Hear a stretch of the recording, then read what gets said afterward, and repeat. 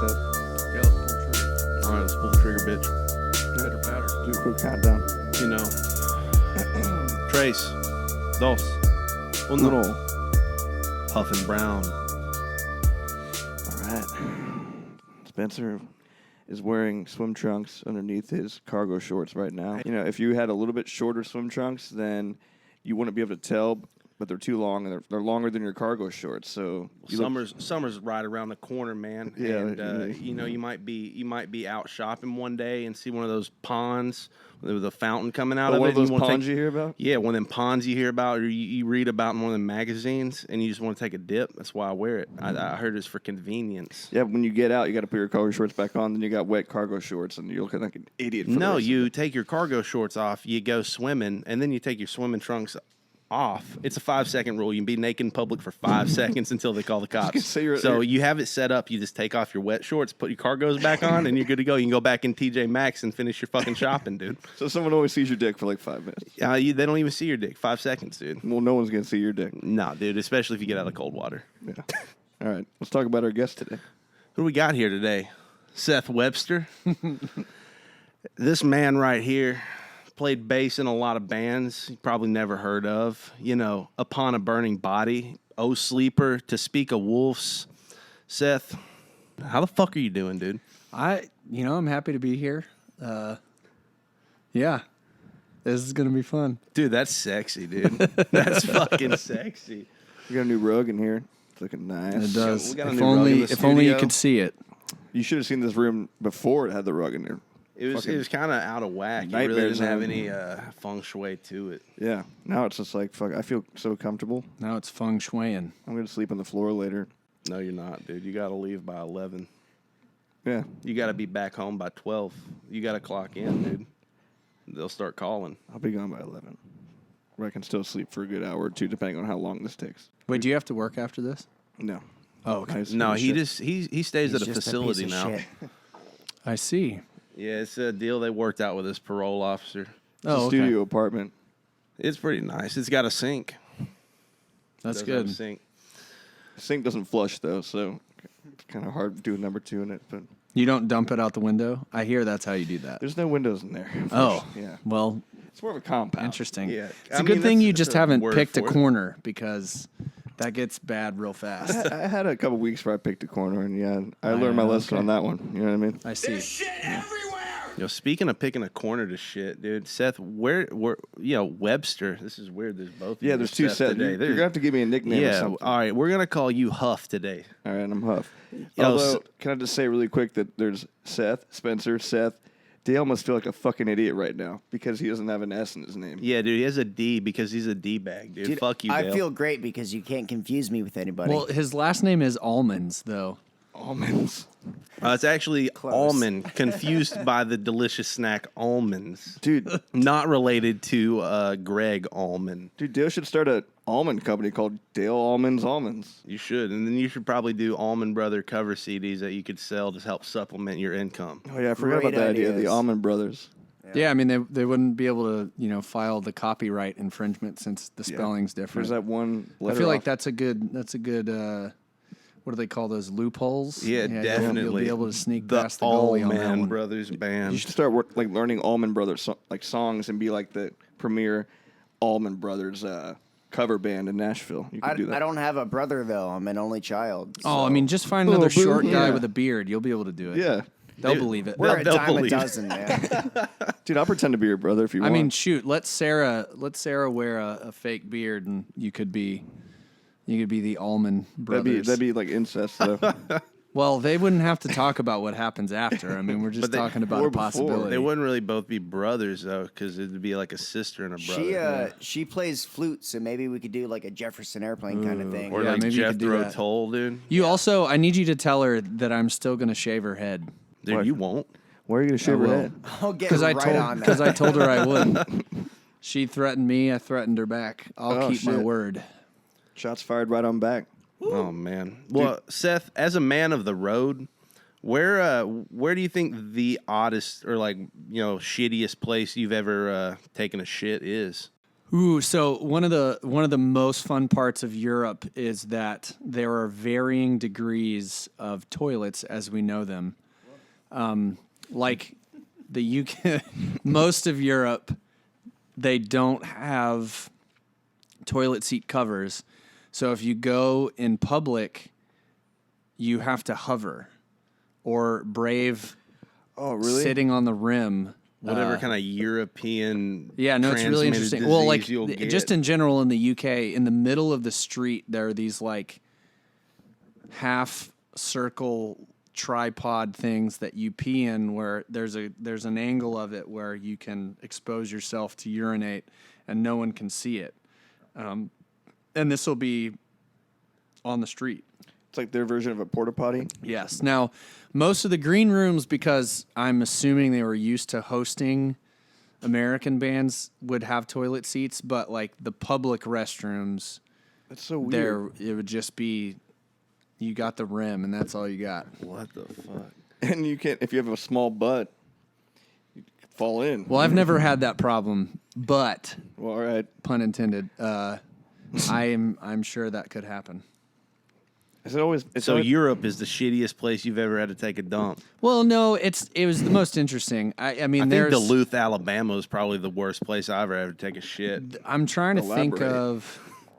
I mean, the venues start to blend together. The tiny bathroom with no cover, the door doesn't lock, or there's no door at all. You just kind of sitting there, covering up everything you can, trying to get it done. Have you ever had to shit in the van or been in the van when somebody else shit in the van? No, I have been privy to guys taking their pants off as they're running out the van, but never in the van. Running into the Starbucks with their pants around their ankle. On tour with To Speak of Wolves, there were a couple of guys that had near-death experiences that they'd run into the night to take a dump on the side of it's the like road. when your body's just like 10, 9. That's exactly what it is. So Gage, the singer of To Speak of Wolves, ended up getting his gallbladder out when I first started playing with them in 2011. We played this festival in Dallas called South by So What.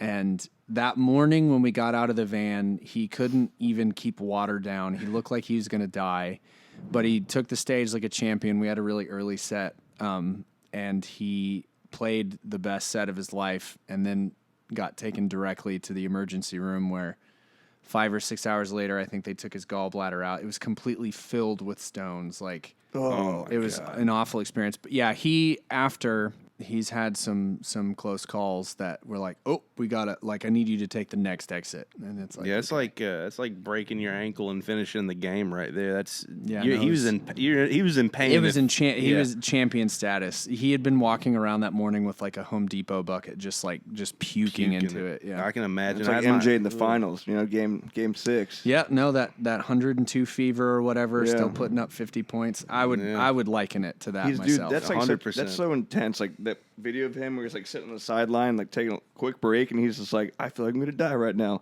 And he goes back out there and he's just like, slam. Like it was because that's just what that's he just what does. MJ Yep. does. Other than that, the very first tour that we ever did, and when I say we collectively, I was in a band called Silence the Messenger. We did like a little summertime thing, and we played a venue somewhere in Florida where the bathroom looked like it hadn't been cleaned in 10 years. And I remember that because I was measuring between how much I did not want to have to go to the bathroom there and how close I was to taking a dump in my pants. Well, at that point, it's a health risk. You know So what I mean? so I hovered and kind of held the walls and did what I needed to do and got out of there. And the walls had like 7 layers of different band stickers that were just on there. and weird Layered graffiti in and piss the inevitable jankum. swastika with the call for a good sign and or a good time and like the 10 ridiculous responses to and stuff that says like Dale sucks and like Seth sucks. is will suck you off behind the Golden Corral pretty much. dumpster Phone number at under 9 the o'clock. Pretty Will, much. though. He will. Every other 51399, Wednesday. yeah. No, dude. You know what is wrong with gross. me? Like mentally, if I have to take a shit, I don't give a fuck where I'm shitting. You know what I mean? Like it would be that bathroom, and I'd be like, "Well, put my butt on this thing because I really have to take a shit." Well, I mean, You wouldn't even hover? You wouldn't even- feel I like don't think that's so, a no. good. I feel like that's a good space to be in. I do believe that humans often think way too much of their surroundings. Well, that's the other thing about Europe. I don't think they care about shit as much as Americans care. Well, about they don't. shit. Yeah, the stigma is very different. It's also interesting how often there were unisex bathrooms and Really? things like that, where they were just like, "Hey, I mean, if you're going to come in here, you might as well. We won't stand in the way with different doors. Just do what you got to do." It's like a family bathroom in a mall. It's like you can come in here and change your child or help your daughter take a poop, or you could bring your 15-year-old girlfriend here and fuck her. You know what I mean? It's one or the other. I mean, hopefully they would be of consenting age. Well, I'm but- saying you're both 15. I'm not saying No, Whoa.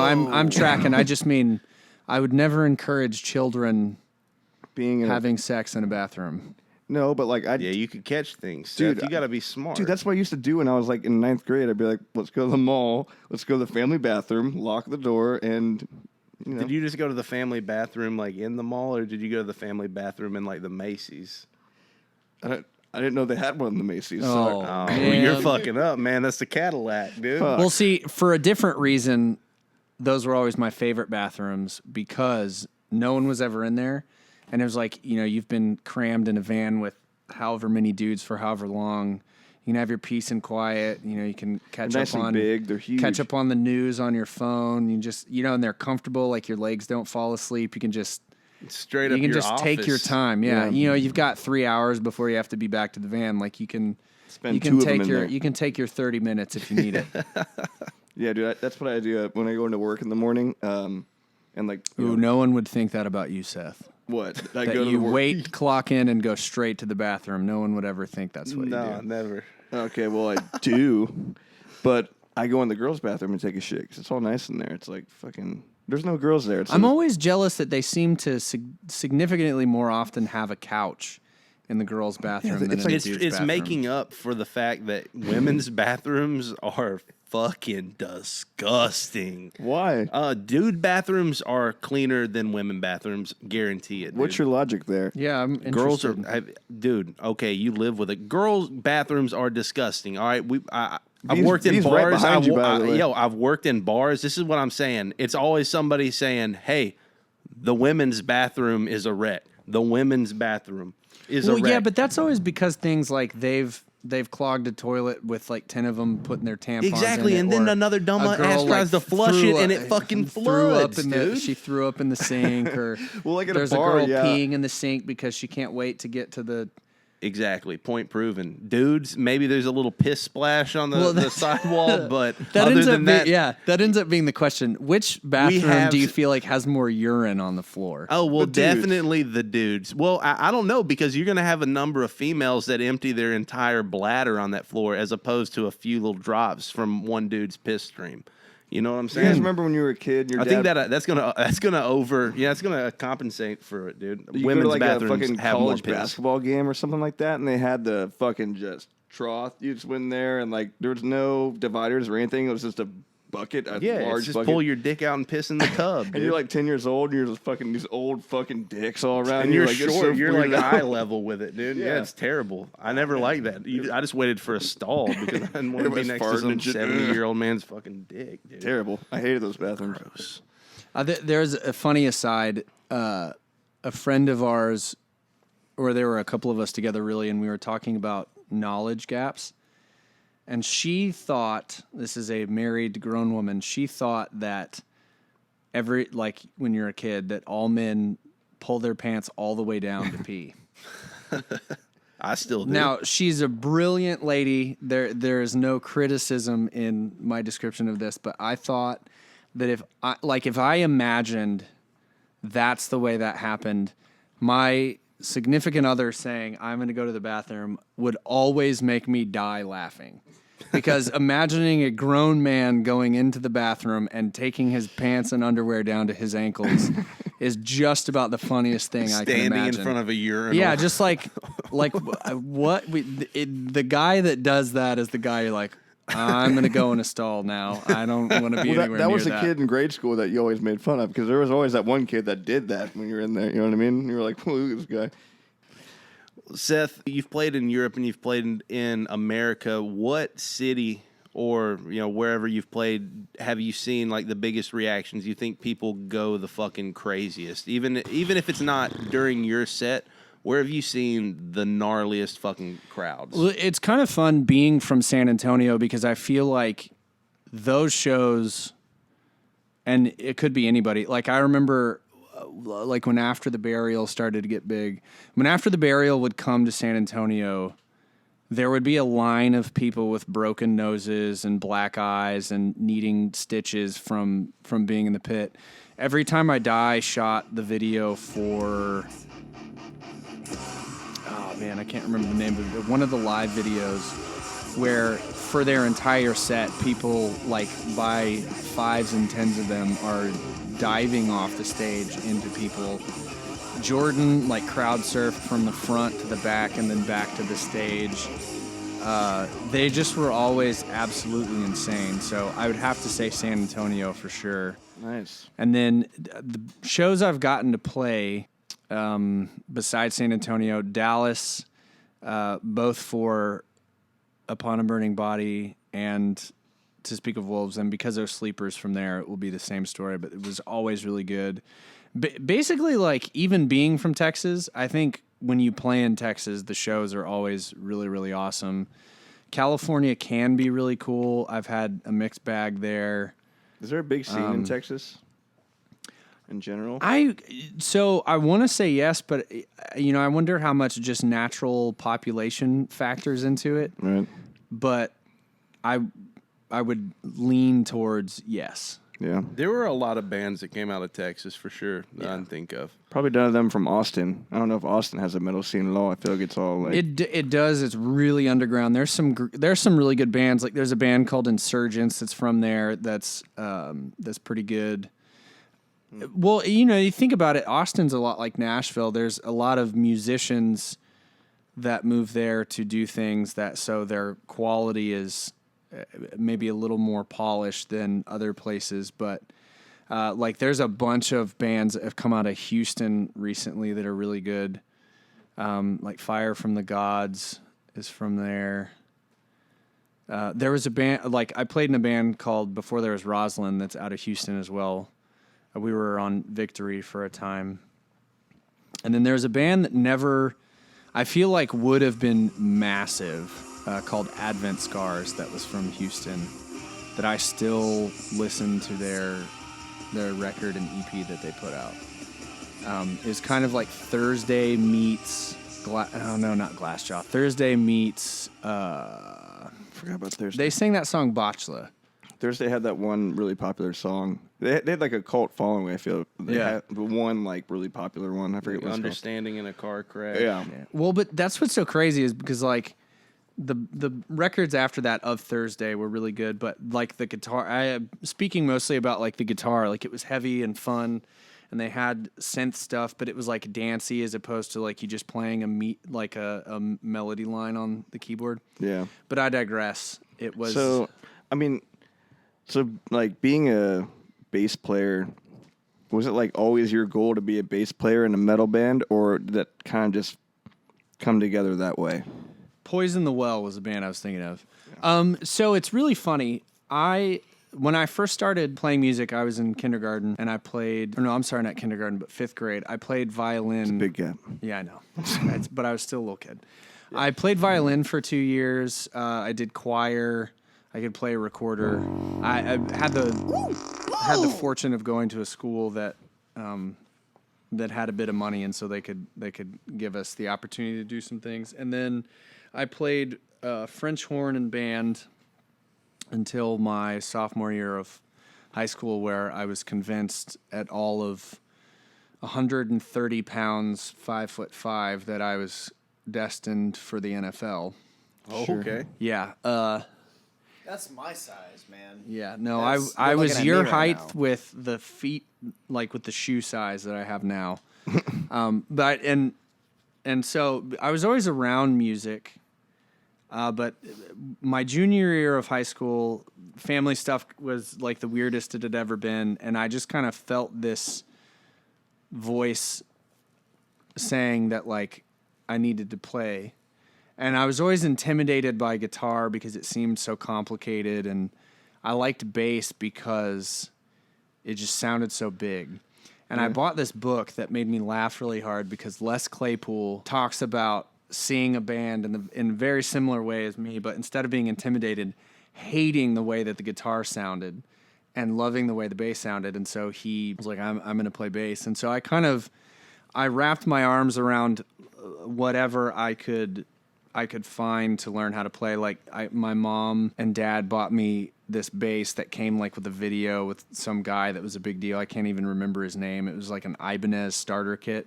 And so I learned like blues progressions and country stuff and even this like cumbia kind of beat. But I just was like, I was trying to find myself like little pieces in all these things.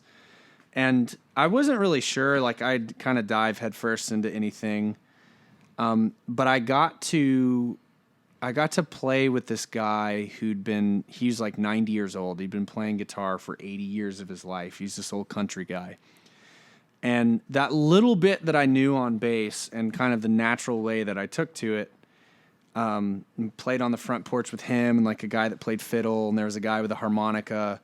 And, they definitely, kind of put me on their shoulders, but that like I could just sit in with a group of people I'd never met and play something cool that people enjoyed. It's a classic front porch band. Got the fiddle, got the harmonica, and got that bass, baby. It was really fun. And even my dad, my dad was always really critical of my interaction with people, but he told me the equivalent of being like, yo, you didn't get all squirrely. Like I thought it was cool because you were paying attention.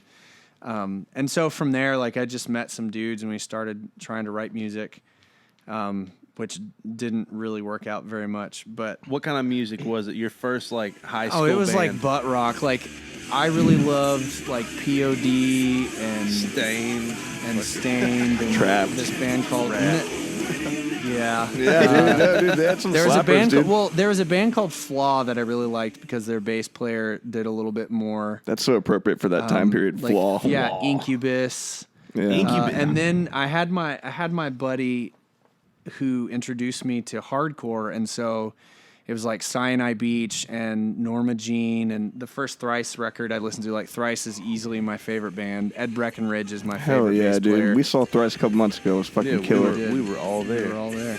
Oh yeah, we were there too. Yeah, you like pushed me or something. Yeah, I did. Yeah. During Artists in the Ambulance, you're like, yeah. I really, my wife had to kind of talk me off the ledge, but I'm gonna go kill people real quick, and You almost killed me. she Dude. was like, don't do that. I know you're that It was strong. not Thrice now. I saw Thrice, when I was in high school, and it was rowdy. You know what I mean? It's a different. Well, crowd now. that's what I remember. Like, there's a place in San Antonio called the Lone Star Pavilion. That was the first place I saw them, and they were touring on Artist in the Ambulance. And it's amazing that I walked out of there standing. Like, it was just. That's my favorite record by them. Craziest. I mean, yeah. Vsu, because after Vsu, they kind of went into that experimental kind of feel, which was still really cool. I mean, I still love all their shit, but that was the first like album I really got into from them was Artists in the Ambulance, and I was like, what the fuck, dude? Well, they just wrote that record better than everybody else that was kind of on the same wavelength at the time. they were the best at doing that. Yeah. And then to me, the reason they're going to be my favorite band my whole life, I feel like, is because they're always playing what I feel like is like happening to me at that time. And so that's just a little aside, but all of that to say, it's kind of funny to have started because I was too intimidated to play guitar. But as I got to learn the instrument, I felt like it lent itself more to like the kind of person that I want to be, like kind of that backbone, like everybody can count on you to be where you need to be. And then it's funny because you can be really surprising, especially nowadays. Like, I'm not taking a piss on guys that play bass in bands, but very often it's not a guy that decided it's what he wants to do. It's the guy who can't play guitar as good as some of the other dudes. Oh yeah. And so that's why Dale's with us. Yeah, it's Dale like plays in that bass with moment, us. if you wrap yourself around the instrument, you can really come up with something cool. But often guys just learn root notes and call it a day. And so to me, it's fun to go into situations and like, you're not just thinking about like what notes you're playing. You're thinking about like where you play them and what what resonant quality is it going to happen, and what are you doing with your tone. So you're not, you're not scooping out a chunk of what makes the guitar sound a certain way, and it's just made it fun to be a player, and then to be solid. For me personally, just was always like, yeah, this is the way that I want the guys around me to feel like. And I've played guitar live and it's fun, but it's just such a different. It's a different beast. It's a different thing, and even down to like, I don't know, I move a lot when I play, and the idea of doing that with a guitar, I feel like I'd break all 6 strings and just end up smashing it on the drum riser and calling it a day. But basses can take a little bit more of a beating, and I like that too. Like, I like being a big guy playing a big instrument and just doing stuff that people get weirded out about, like hitting myself in the head with it until I bleed a little bit, or punching it, or like I played with this Schecter for the first couple of like real tours I did, and the bridge didn't close over the string all the way.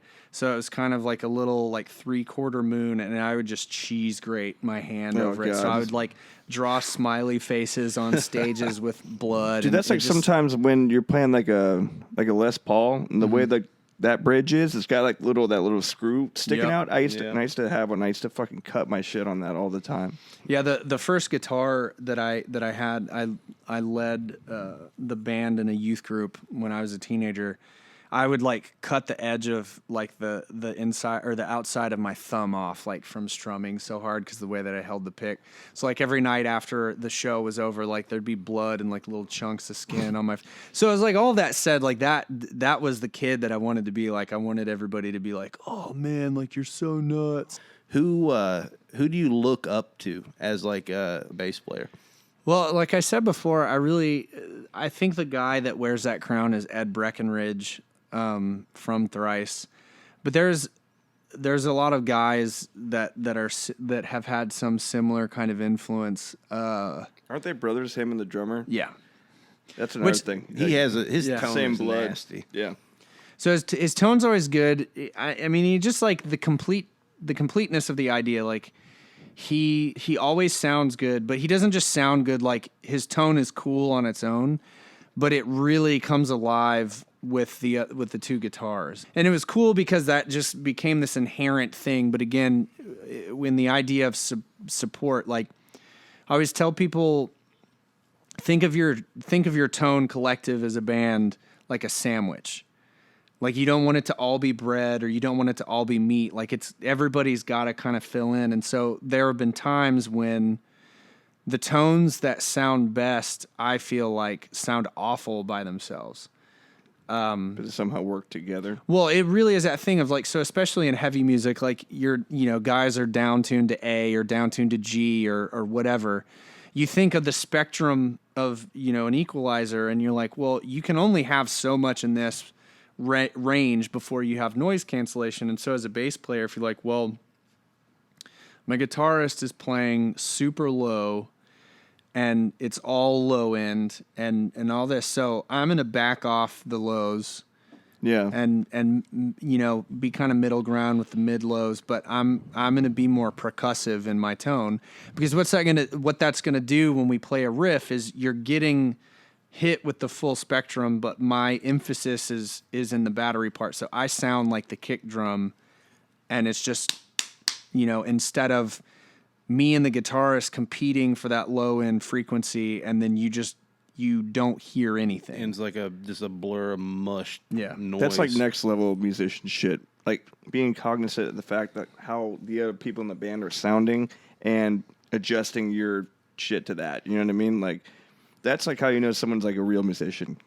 100%. How many times have you gone to a jam, just jamming with like friends or whatever, and everyone's just like, and this guy's doing this, and he's like, no man, check it out, no, listen to how Slap. Yeah, I mean, that's just the natural tendency. Like the band I talked about before, Silence the Messenger, I kind of came into that wanting to prove to everybody that I could shred like the guitarists, and there were some parts that came off that were cool, but I really just found that I was like, it was too many toppings on the pizza. Yeah. And so I just wanted to pull it way back and just make it heavy. And that band, funny enough, we played in drop F. And so it was so stupid heavy. I played a 5-string, like the open note was so low that it didn't have like a tonal quality. So like I really did everything I could to lift it. But I found that I was playing a lot of like the octave higher so that it had something to do with it. And then that made the emphasis on when I played open really big. And so it's just even then, like what can I do for the song instead of I need to take my moment to show that I can play. That's like the most important thing.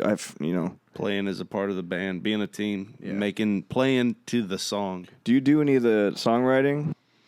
I've written some that didn't make it off the cutting floor, and to speak of wolves, Shane Blay is one of the most brilliant musicians on the planet. If he wants my help, he can have it, but he doesn't need it.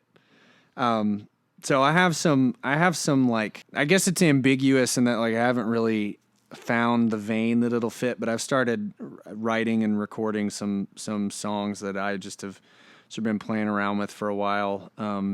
So do you write your bass parts though, or is he like, here's how it should sound? Well, shit? since I just started playing with them, most of it is music that has already been established. Yeah. But we kind of talk out like the incarnation of it. Like I like how it sounds when I play it up here versus down here, and we just sort of sort Right. out what works best. So important to have that like open, because when we were writing with the runners, the way we wrote those songs was very like, I've never written songs that way, where it's just us in the room, someone had an idea, and everyone sort of trusted each other, and if someone was doing something stupid, no one was afraid to be like, that sounds stupid, you should fix that, you know what I mean?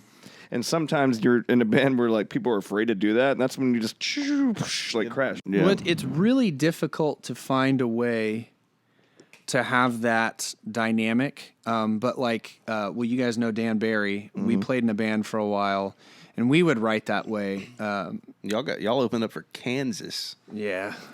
How was that? How was opening for those Kansas? were fun. Well, and that was kind of like, there was an interesting space for me. I had just gotten married, literally like went on my honeymoon and then left for 2 months. And we rehearsed a bunch. We were trying to develop some marketing stuff, and playing those shows was great. I think both shows sold out. It was like 2,300 people Where was that? in 2 theaters in New York. Oh, damn. Not New York City, but like New York State. We traveled a little bit. It was fun for me to be in a very different arena, and the energy that I have still come off as something desirable, as opposed to them being like, whoa, that dude needs to calm down. Mm-hmm. And like what really did it for me was playing our set and kind of going to the middle of the stage and like yelling, without a mic, but yelling at the crowd to get up, and all these, 50-year-olds who are there to see Kansas being into it enough that they'd get up and clap and like participate. And that made me feel like this could be something for me. Like not playing metal music.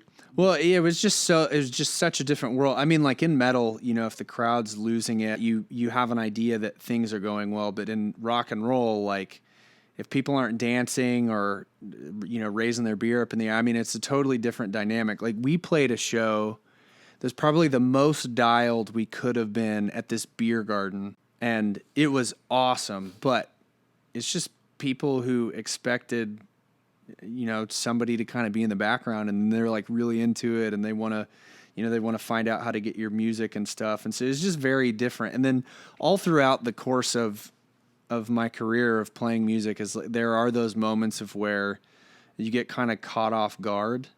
My favorite thing like that was we played Lubbock. When I was in To Speak of Wolves, there's this place called the Pine Box, and one person paid because, it was silent. It was Static X. What was the band Mitch Lurker was in? Oh, Suicide Silence. Yeah, Suicide Mitch Silence, Lucker. Static X, and Bury Your Dead were playing there. So no one came to our show. Like I wanted Shout to, out. I Huff wanted and to Brown, go to that bury show. your fucking dead. Yeah, I wanted to Always go to that coming show. up. But we played for one kid, and For one, for one person paid, and they came for us. And so the band that opened, they were kind of whiny. They played like 3 songs and gave up. And we'd sat in the van together, and this is to speak of Wolves again, but we sat in the van together, and everybody unanimously was like, yo, we got to really lose it tonight. Like, one person paid, nobody came to this show. Like, they came for us. Like, we got to give it to them. And that's what I love about music, is that it's not for how many people paid. It's not for how much merch you sell. It's like someone came expecting you to create something for them. yeah. Now, granted, now that I'm 33 and married, like I need people to buy tickets and stuff like that. But in my mind still, it's like, am I bringing a service or good to the table that is worthy of, tickets now. I know for our shows, we still try to keep them on the cheap, but like you can pay $25 to see whatever. And so like in No Sleeper, we have like a $20,000 light rig. Like we get after it to make it a show, and everybody plays their balls off. And I just like, that's really the most important component to me, is like leave it all out there, give them something they can't have without you. And that's the only way to feel worthy of being a musician and in a band and stuff, in my opinion, is It's a really flattering thing for anyone to pay money to see you do. Yeah, what you- absolutely. I mean, and very much so. Like, I tell people as often as I get the opportunity, when they're like, oh, you're so amazing. I'm like, I appreciate that, but we really, genuinely, literally could not do this if you didn't come out to a show. So let me shake your hand. Let me give you a hug. Yeah.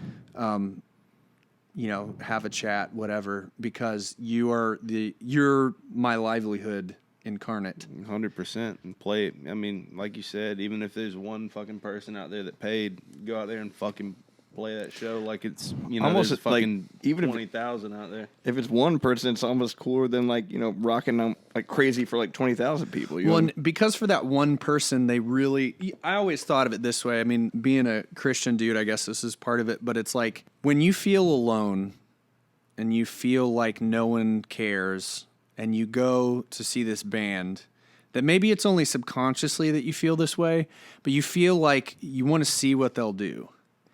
If they pansy out and don't give it their all because they're disappointed, I feel like that just reconfirms to you that, oh, well, if I'm not good enough, it doesn't matter. And so to me, the chance that person going could need some demonstrative moment to say, like, no, you matter. You matter to people that don't even know your name because you showed up. And I've always attempted to keep that alive. You can tell whenever people are up there half-assing it or they don't care. Which I love the Mars Volta, but I saw them at the War Memorial Auditorium here. Is on their last tour, and there was nobody in the balconies, and the floor was maybe a third full, and you could just tell they were just like, man, fuck this. And they played it, but it was kind of like, damn, you could tell they were not. They were like, man, they weren't into it. I'm not diminishing it. I mean, at the time too, playing for one kid was still a big deal because our best shows were, filling up most of a 200 cap room. I've been given the opportunity to play shows that are a bit bigger, and it is a kick in the nuts when you play a show for like 5 kids. Fortunately, it hasn't happened in a long time, but when it did. But it just was always like, all right, it doesn't matter what you've done to this point. Like, you still have work to do, and how much merch can I sell? And, like really working to get to the people. But, it's inevitable that that's going to happen to you. You're going to have an off night. You need that thing to remind you, why you're doing what you're doing, or, to sort of be the punctuation on like, all right, it's time to sit down and do something else. Yeah, which is what they did right after that. Yeah. Damn it.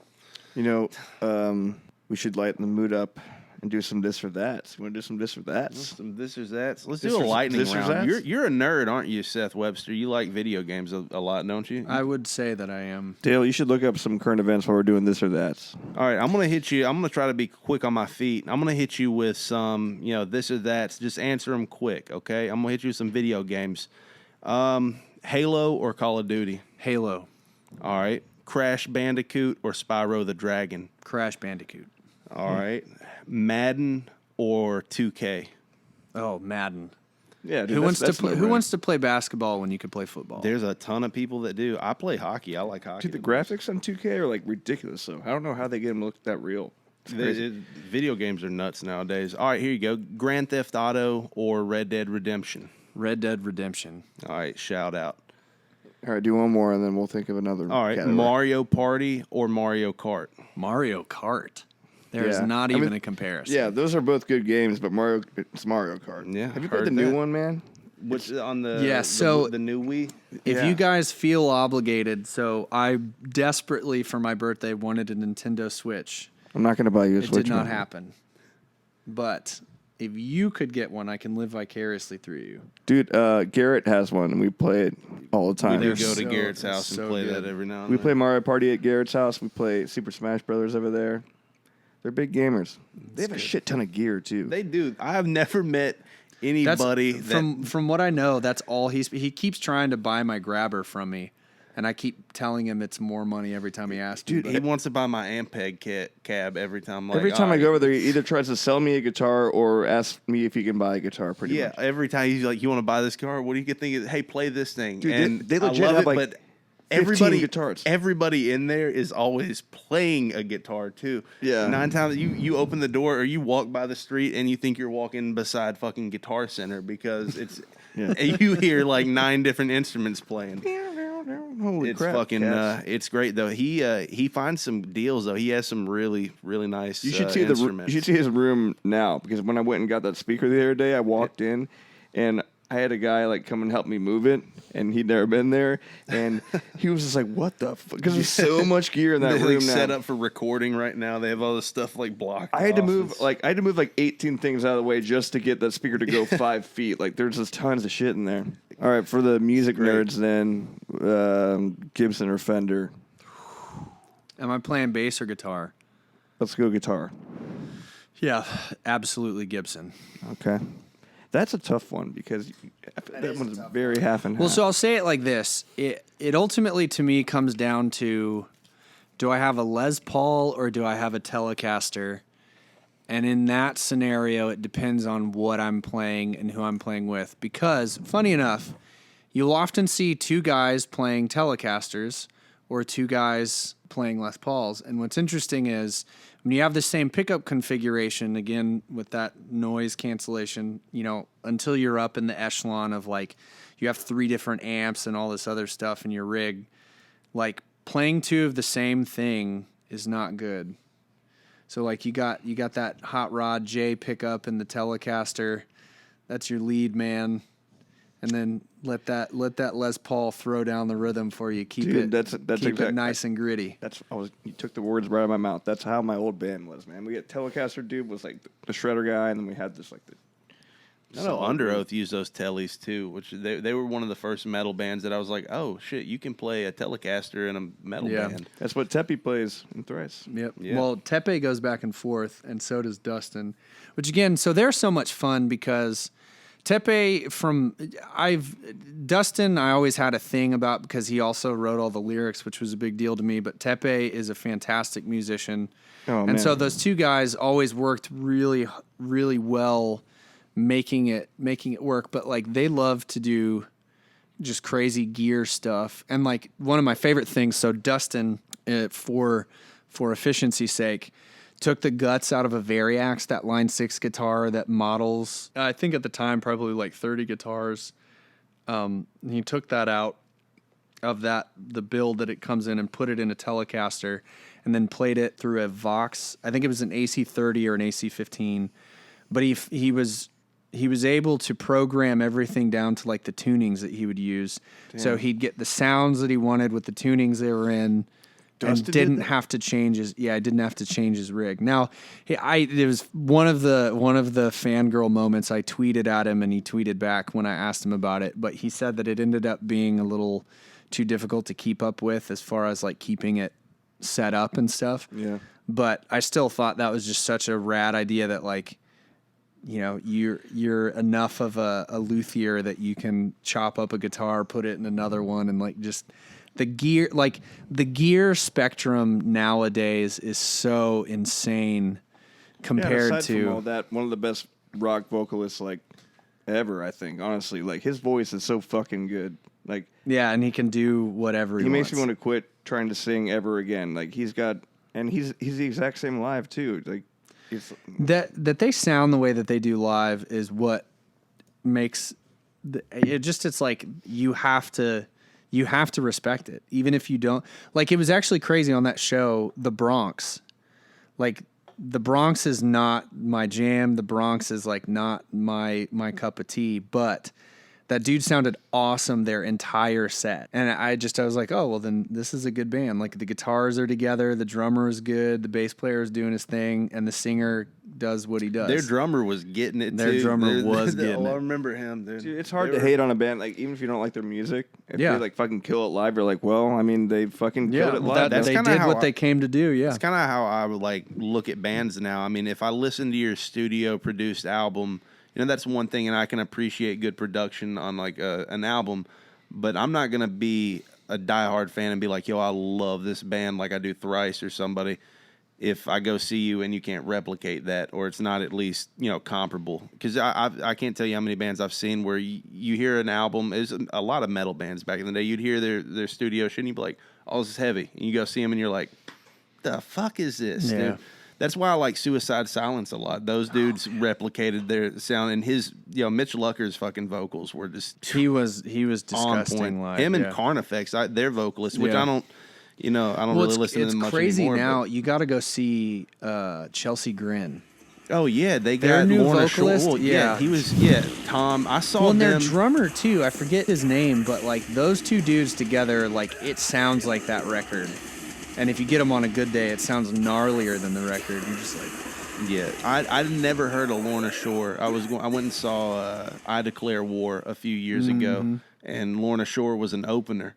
And I saw them, and me and my buddy were there, and we were like, holy shit. Like, it was, and I was like, yo, I went up and talked to him after the set. I was like, yo, dude, props. You're good, dude. And he's in fucking Chelsea Grin. And Signed to the Swarm's old singer is in fucking Lorna Shore. now, yeah. You want to do one, Seth? You got one in mind? Or this or that? Yeah, you want to hit this one? This or that? This or that? This or that? Okay, well, this one's more current, and old Dale Son can chime in if he wants. Yeah, Dale, chime in. Apex or Fortnite? I know what your answer is. I haven't played Apex yet. I downloaded it but never played it. I have played Fortnite. I haven't played it in a while, but I like it. I'm gonna say Fortnite, dude. I'm not a gamer at all, so Yeah, really, and we I already could did care games. less. Let's. I mean, we only did like one music one, right? But we had a long. Oh, okay. conversation. Orange or Mesa Boogie? Mesa, baby. Oh, that's hard, man. Well, I mean, what Mesa Boogie makes good bass amps, right? They make great guitar amps, dude. They make great I had a everything. dual rectifier for a while that was hot. But I've got an Orange now that's a solid state and sounds like a fucking tube amp, damn near. I'm gonna say Mesa still. Mesa's too fucking good, dude. I love Mesas. I'm not like versed enough in guitar to really have an opinion on that one, but every band I played in, the guitarist has had an Orange, so. Orange makes good amps. They are All those they're bands very good. failed, so I Okay. guess A I'm lot going of Mesa metal Boogie. dudes and like pop punk guys are using Orange now. It's just so punchy, and then they make like their amps are so portable in comparison maybe to some other ones. Let's do like a band one. I don't want to offend any bands because we have so many listeners on this podcast. Yeah. Cardi B or Nicki Minaj? Neither. No, you got to pick You gotta one, pick man. one. Nicki. Nicki? I'm going to say Cardi, dude. See, the only thing with Cardi is that I feel like she just completely copied Nicki Minaj. Only she was a stripper. Yeah, well, they're both good. I'm not gonna say that they're not good, but like, Nicki was the OG, so I gotta go Nicki. All right, fair, dude. What do you say, Dale? Dude, Nicki Minaj, because Cardi B is a fucking bitch. Why? Do you know her personally? Yep. Man, y'all suck, dude. She shout out cockblocked Cardi you one B. time or something? Here's the dude? deal, bro. Nicki back in the day would school Cardi That's any what I'm day of the saying. Yeah, week. she's very Absolutely. kind of mainstream. I mean, she kind of went. I mean, she's been popular for like 10 years now, right? I mean, she came out like when I mean, was like, 18. think of that verse she did on that song with Eminem, Dungeons and Dragons, or something like that. I mean, Dude, or her verse on Kanye's on that song Monster. yeah. That was when she was like, psh, like Yeah. that- There's no that verse was denying so she's fucking talented. sick. I'm just saying I'm going with Cardi B. Well, no, that's yeah. Oh, I follow her on Instagram, and I just don't like her Instagram. see, I don't know. I think I just like the way she talks. Dude. Sometimes I think don't want to follow people on Instagram. Like if I like their music, I don't want to follow them because I'm like, oh, they're probably a fucking dumbass in real Well, life. You know what I mean? Cardi does sound like she might be the sweeter of the two people. Like if you were hanging out, like she'd be nicer to you. I think that's why maybe. I like her. But Dude, she broke who Offset's knows? heart. Yeah, dude. Who knows? she might stab you. All right, Offset put a seed in her, and then she said, bye-bye. Are they back Yeah. together now? her and Upset. No, it's Offset.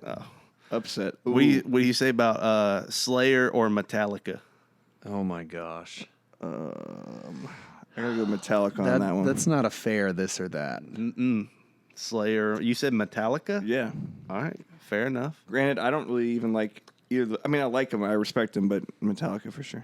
You have to choose Metallica because they're still literally the biggest band on earth. Yeah. But you also have to choose Slayer because they never stopped being exactly what they were when they started. This is a Yeah. correct answer, Seth.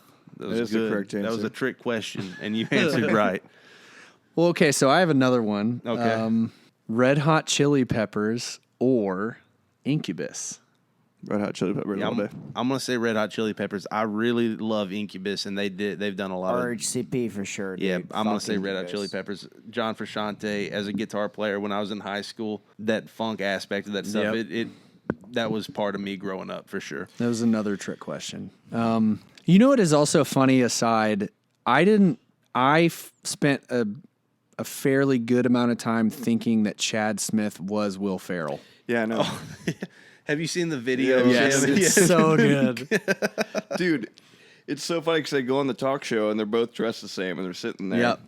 Well, but that's what it was. Is like I think I saw that video for Can't Stop or whatever, and the Chili Peppers video I'd seen before that was when Dave Navarro was playing guitar and they're like playing on the power lines and stuff, and they're wearing all Yeah. black. You don't really see their faces, and so when I saw him in that video, I was like, "Yo, that's Will Ferrell."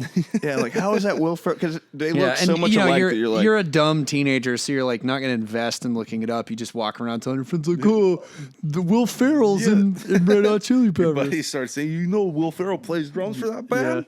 yeah. And the thing is, like, way. the internet wasn't the internet then. Well, so, yeah, like, you can't- couldn't necessarily. That's a good point. Give me a little credit. Well, Yeah, we dude. didn't even think to know we could look it up. You didn't realize Yeah. that you had all that. Well, knowledge. but you would do that thing though, where you'd watch the video like 100 times because like, oh, I can figure it out. Yeah. Or back then, there was like the 28-year-old then who had already like thought of that and like made the fake, The a Wikipedia publishing. page. Then he was like, "No, Will Ferrell is the drummer." Yeah. So And even then if you you're looked like, it up, you're like, "No, I looked it up, dude, it's I looked real." it up."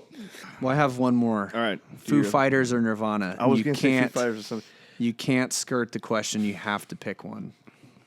Foo Fighters. Foo Fighters. Foo Fighters. Man, I don't really. Foo Fighters because of Everlong. That was a tough question. Fuck Everlong, dude. Just Hey, just sit back there, Tiny. It's gonna be all right. you know, I guess it's Keep really, your mouth shut, Tiny Tim. It's really not fair though because I will agree with that to a degree. If you gave Nirvana the time that Foo Fighters has had to write music, it might be a different story. Well, I agree with that. However, Foo Fighters was on the first Everlong was on the first Foo Fighters record.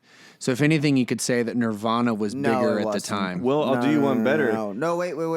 It wasn't on the EP that he did before he started the record label, but it was on their first record. Yeah, shut up. Was on the EP. Hey, but Well, it what wasn't about an this? EP either. You're saying Foo Fighters by the Foo Fighters, the one that He did the EP that he took on tour before he created Roswell. It was Roswell Records is his. And before he created it, he put out an EP that was a tape that he took out on a run that he did the first Foo Fighters tour that ever happened.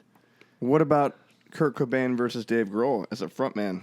Oh, as a front man, And Dave, like- I'm gonna Dave it's apples Grohl. and oranges. Yeah, No, it it's is. apples But and Dave oranges. Grohl is an entertainer, man. You can't deny that he's an entertainer. He's gonna put on a show. Yeah, but Kurt every Cobain was time. still entertaining. I He, liked Kurt Cobain's demeanor was more my favorite of the two. This brings to mind a thing that I feel like the internet has brought about as a thought process for me.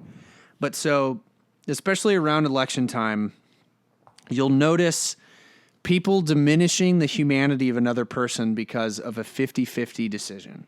And the thing that I will submit to you, and I'm curious to know what you think, is there is not a human that lives in the United States that you're not about 6 decisions away from being like the same person as them. Discuss. That's interesting. That is interesting because I mean, if I change 6 things about me, would I be just like you, Seth? Let's see. If I bought Canadian Mist every day, You mean if Seth or Huff? Okay, I'm talking about Huff, dude. Okay. I'm talking about Huff right now. If 6 things. If I bought Canadian Mist every day, I never washed my feet. If I lost my hair, if if my best friend hated me, if I lost a few IQ points. How many things do I need? 6 things? Yeah, you're on the last one. If I, just looked ugly as shit. You know what I mean? If I could change those 6 things about me, we would probably be like You're the right. same Well, I mean, person. I mean more ideological decisions than Before we those go into physical before we things go you into the real described. ideological shit, let me. You mean the things that Huff can't change about himself? Well, the things that he thinks Okay. that you that you disagree about. So for me, if we were going to get along in any sort of circumstance, Okay. here's 6 things I'd have to change about myself. Okay. I would have to start wearing swim trunks under my cargo shorts when it's not even summer. I'd have to have a shit beard, which is patchy and dumb. I'd have to have no tattoos because I'm weak. I can't tolerate pain. I'd have to not be able to tolerate pain. Oh my gosh. Tiny dick, obviously. And fucking redneck as shit, man. If I was those things, dude, we could probably start a podcast together or something like that. We would be like cut from the same cloth, you could say. We could hang out. Let's all do Dale. Let's just do a round for Dale. Maybe you could do Dale. Yeah, do Dale. Maybe you could do him. The thing that I was know what you That's meant not to do, even. but this I is know way that's funnier not to me. anything what he's asking. well, I mean, so if I was short, if I drove a lease instead of buying a car outright, if I dated a real life Muppet, Got him. if I had tiny feet and a red beard Then you would be Dale. and new things. No, I then would you'd be Dale. friends with Dale. None of us are friends. Well, I'd be friends with This is Dale. like a scenario where we are all friends. Yeah, that would be in a perfect world like Seth Webster is talking about. If we could change 6 things about us all and live in a perfect world, And we were all sitting in a in room perfect harmony, together, talking into microphones and discussing topics. then those things could happen. Yeah. All right.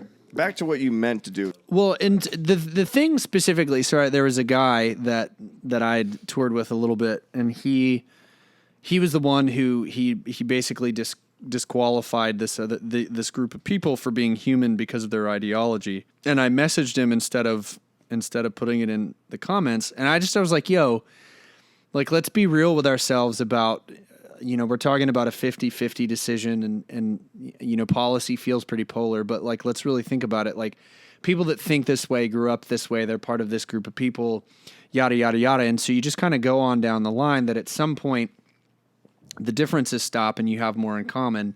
And then you just like thinking about, and it can be with anything. The election is just easy because it's naturally polarizing, which is a separate thing altogether. But like, coming into a job and working, like how much different can you really be than another person that's there? Mm-hmm. Now, you can allow one thing to be this grievance that is irreconcilable or is unreconcilable, or you can be like, well, I disagree with you about this thing. However, because of your experience, I can understand your perspective. And so that's, where the piece of us being able to get along, at least as colleagues, is able to exist. And you find now naturally, like if you did disagree about a thing, you're unable to have a conversation about it because there's no respect at that disagreement. You're like, oh, you think this thing that I feel like is really stupid, so you're dumb, you're not a human, I don't have to talk to you. As opposed to thinking it in the reverse of like, well, you're an adult, you've spent some amount of time investing in this being your perspective.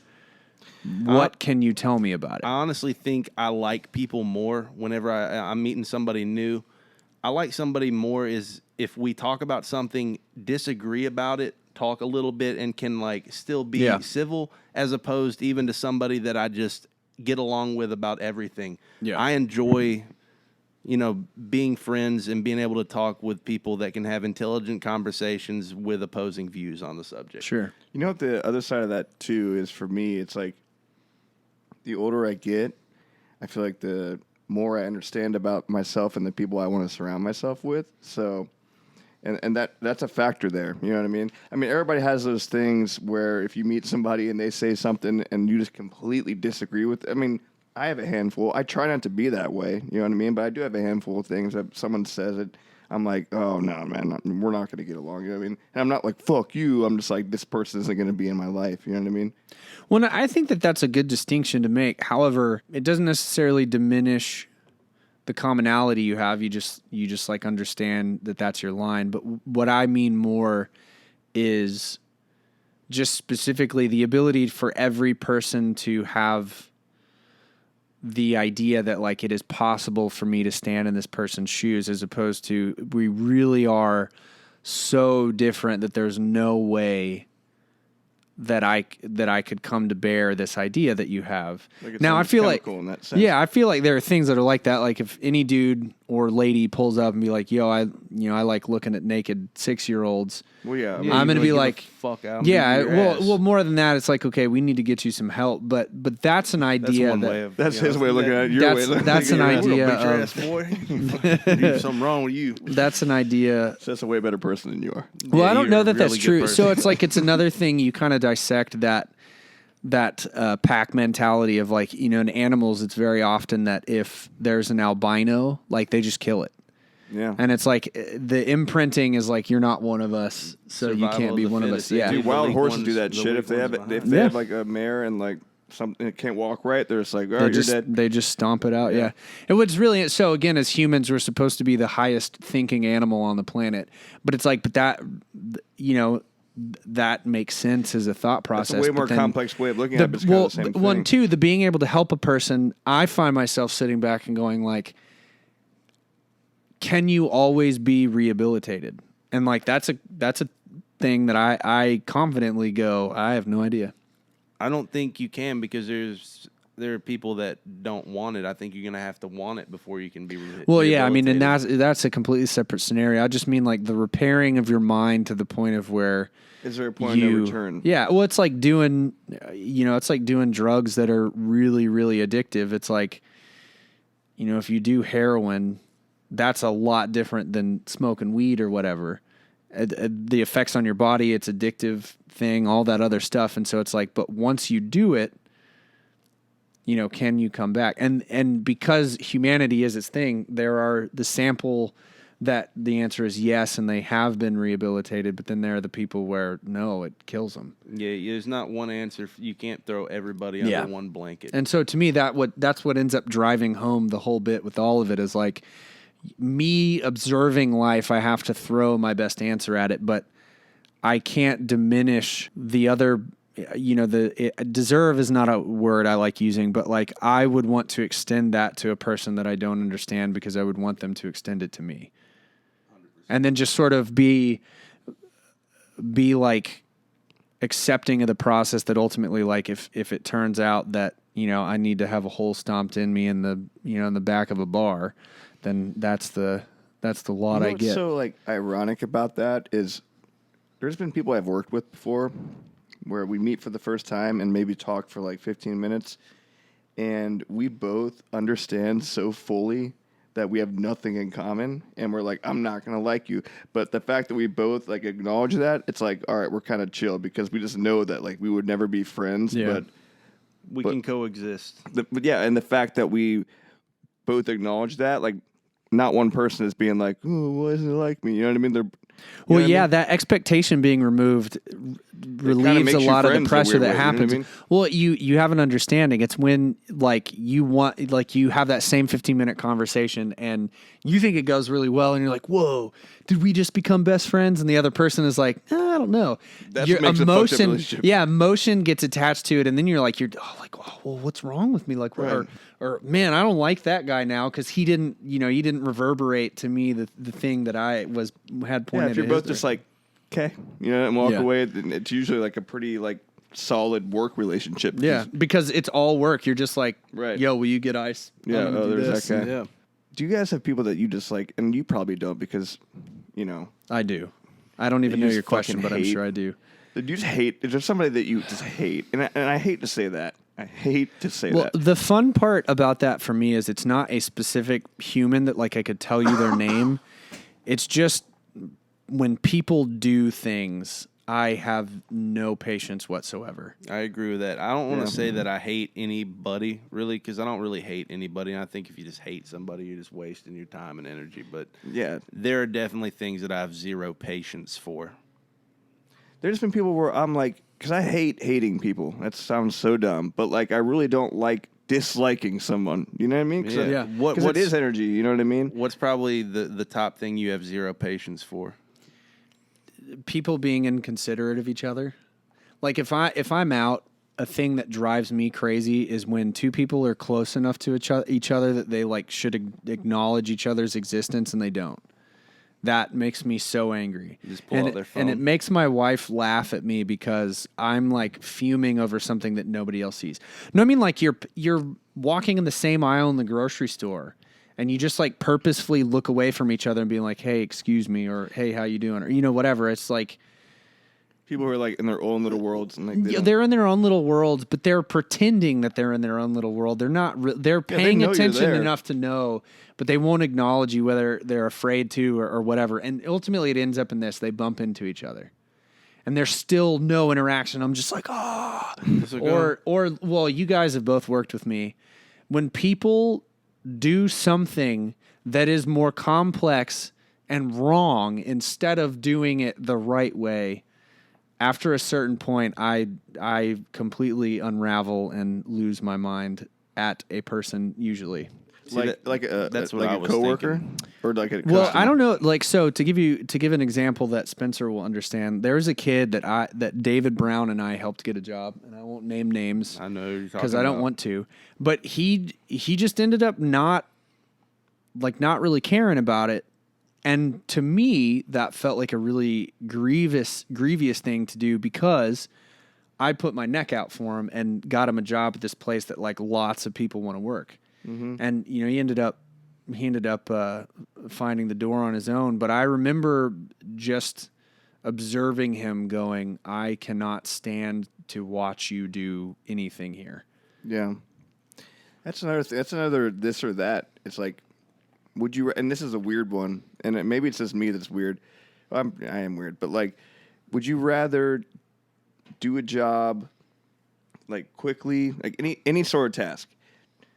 Like, would you rather take your time doing it and like take a longer time to get it done, or do it efficiently and get it done quicker? What is this, a fucking job interview, dude?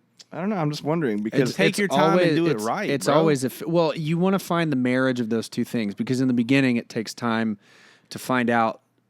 let's say it's something that you know how to do really well, and the result will be the same. But one of them, it takes longer. The other one, it's quicker. Be efficient. And if you're going to have the same result at the end, do the most efficient See, one. I'm different. I'm like, because like for instance, when I'm like closing down somewhere, you know what I mean? Like, I'm going to finish the job.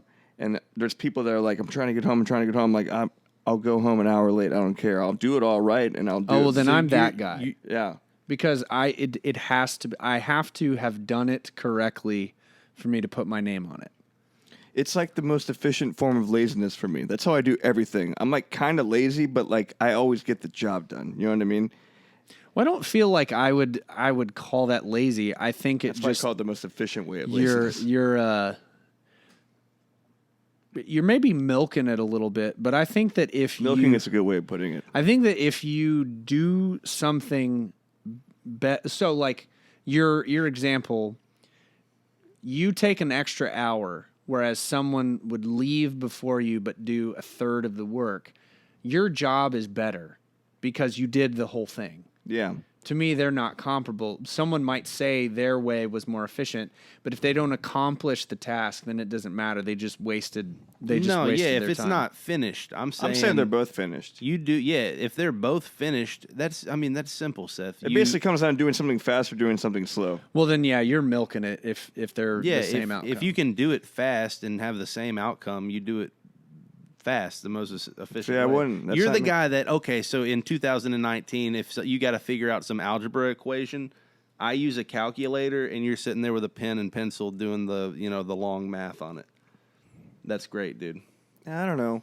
I would just use a calculator slower than you would. Oh, okay, yeah. Well, But that I would makes still sense, get the dude. same answer to the solution to that. Well, that's good. Yeah, that's Well- an interesting. Maybe even too that just goes on into like your tempo for life is different than, which I know that's a thing that people get frustrated with other people because they want everybody to be doing things the same urgency that they have and doing things with the same urgency I know I'm guilty of that. I'm inevitably the guy behind you that's like, just drive faster. Driving people. Even, No you're patience. going the speed limit. I'm like, I want to go 90 because I want to get there as fast as I can so I have as much time to XYZ. I just don't like the people that are swerving all through, just like bobbing and weaving, just threading the needle, going. I hate their people little who- BMWs, just fucking. I hate people who are in the right lane and they got to go left and they don't realize the left lane is like in left only. Yeah, they don't know and they're just their like, left from the right. Sorry, everybody. Like that's the Nashville thing that you put yourself in front of everyone else. Like I don't understand that. You know what I mean? There's a morning that I was late to work because there was an accident 3 cars in front of me going down Gallatin. And then when I got to where you stay right to go on Spring Street and or not Spring Street, but James Robertson, and you go left to go to Maine.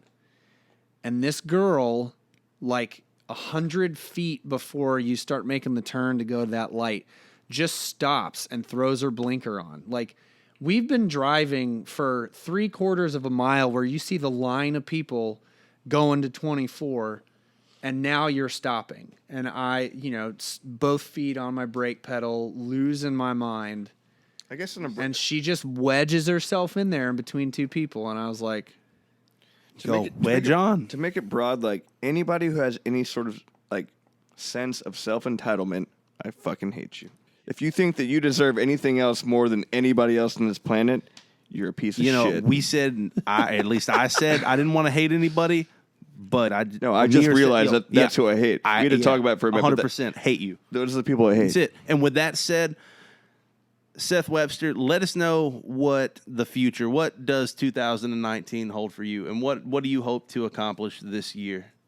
And, at the end of it, give everybody listening a few words of, fucking encouragement, or just leave them with some peace, dude. okay. So in the immediate future, I will be on tour with O Sleeper in April. It'll be most of the U.S., so check my Facebook page. You can search /Webster Happens or look for the Seth Webster. That's a picture of a guy stomping with a bass in his hand. When I say we, I get to play bass for the band. They'll make a big point that I made the distinction that I am not the bassist for the band. I'm the guy playing bass currently. That's every bass player in every band. The No, bass I know, player's but the I guy that just hangs I have out to with the make sure that musicians, right, I Dale? take care of that little public service announcement in the beginning. We have a record that's coming out. I do not know when, but it will happen this year, and sooner than later is my guess. There is a possibility that To Speak of Wolves will put a record out this year as well. That is a little more ambiguous, as a couple of us have other projects we're doing, but it's in there somewhere. Yeah, that's pretty much it as far as things that are happening. I guess I have to say this. I am going to start doing covers and build a YouTube page. So if you want to check that out, Webster Happens will be the tag there as well. And words of encouragement. It has been worn out and turned into a pansy thing, but be nice. Treat the person next to you the way that you'd hope they'd do the same. And I feel like we'll all be all right. Wow. Thanks for having me, dudes. Beautiful. Round of We applause. love you, Seth. And best of luck to you, your fucking bands, and we'll be seeing you, dude. Appreciate. All right, Dale. Do what you do, Dale. Thanks for listening, and we'll see you next time.